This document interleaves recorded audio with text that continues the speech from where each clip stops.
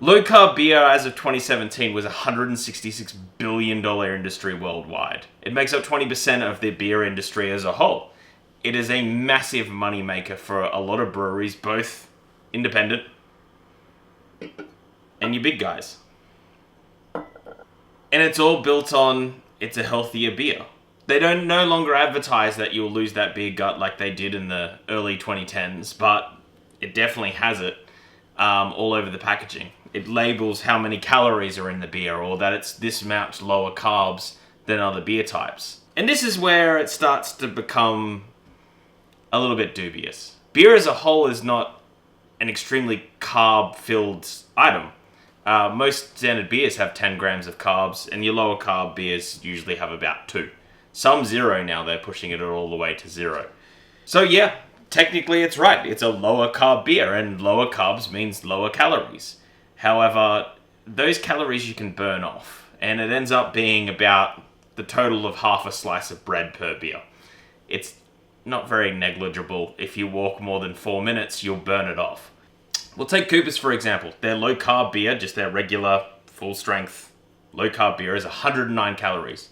Their regular beer is 130. It's a 20 calorie difference. The effort to walk that off is pretty much from the bottle shop to your car. It's not going to affect anything. However, the alcohol calories themselves are very difficult to burn off. Alcohol plays with your metabolism, and so a lot of the calories that you consume that are alcoholic ends up becoming fat. It happens with every beer type. It doesn't matter whether that's low carb or non-low carb. But the industry as a whole is popping this up as if it is much healthier. The problem is you, the consumer who thinks this, will go through and go, oh, well, I'm making a healthier choice. But you're not. You're just making roughly the same choice. Beer will never be healthy. Beer will never be an alternative for water. Well, except it was in the 1600s when you didn't have safe drinking water. But it's not going to be a health factor for you. Going a lower carb beer is just really what an industry pushes to serve you more beer. Because this way you go, well, I can have an extra one because I've made a healthier choice. If you do that, you'll end up having more calories more often than not. Then you have beers that will put low carb on the label, and they are lower in carbs. But again, it is such a misnomer. This beer here is 4.9% from Victoria Bitter. It's low carb. They're not doing anything wrong. They're not lying to you. It's low carb. It's 130 calories. It's the exact same if you got a regular Cooper's. You're not losing weight on this. There's nothing that you can do to lose weight when you're consuming, if you have a 6-pack of that, over 700 calories. It's not going to help you in any way, shape or form, but this industry is just propped up as a whole to be healthy. Not all beers are the same. If you do go a lower alcohol, like the Pure Blonde 3%, that is low carb, it only has 60 calories in it. So there is a way to maybe monitor what you are drinking. But the thing that you're looking for is kilojoules and calories, not carbs. Where I can see this industry actually working is when you want to make the healthy choice at every aspect of your life. You're getting the salad instead of the chips. You're doing all those things, and you know what? You're out with friends, and so yeah, you're going to get the low-carb beer because every decision that you make is to be healthy. That's pretty much it. There isn't much difference between these and a regular beer outside of that, and if that was the only choice, why is it a $166 billion industry? It's all propped up by false claims of losing weight or calories being much lower. Another option is if you're slightly gluten intolerant or you're trying to watch how much gluten you actually have. A lot of these beers are lower in gluten. So if you are worried about your gut health in that sense, then this is a way to maybe circumvent that if you're having a beer anyway. But to go out and still think that the beer is going to be amazing for your gut is very wrong. It doesn't matter which way you slice it, none of these low-carb beers are going to help you lose weight. Again, there's the option to just, if you're having one and you've been really good on a diet and you've joined a run club and you have to have a beer, then by all means, do it. You might even like the taste of these, and by all means, have one. But it's not going to help your gut line. It's not going to help anything because those alcohol calories are still there.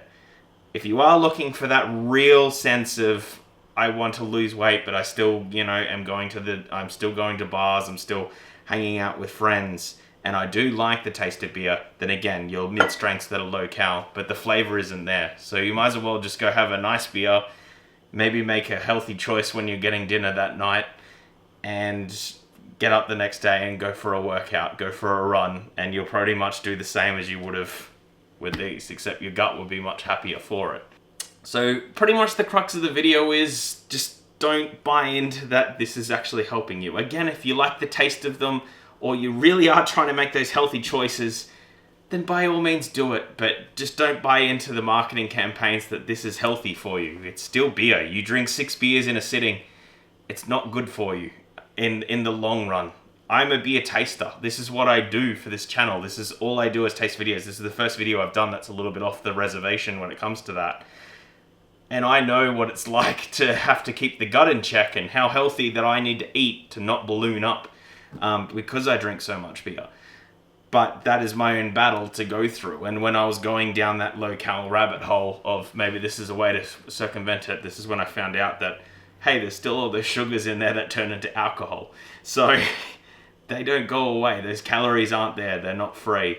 So if you're going to drink a 5% beer or a 4.5% beer, get one that you actually enjoy and like, and maybe have one less of them and make a healthier choice in your life, instead of thinking I can have 6 of these because it's slightly healthier.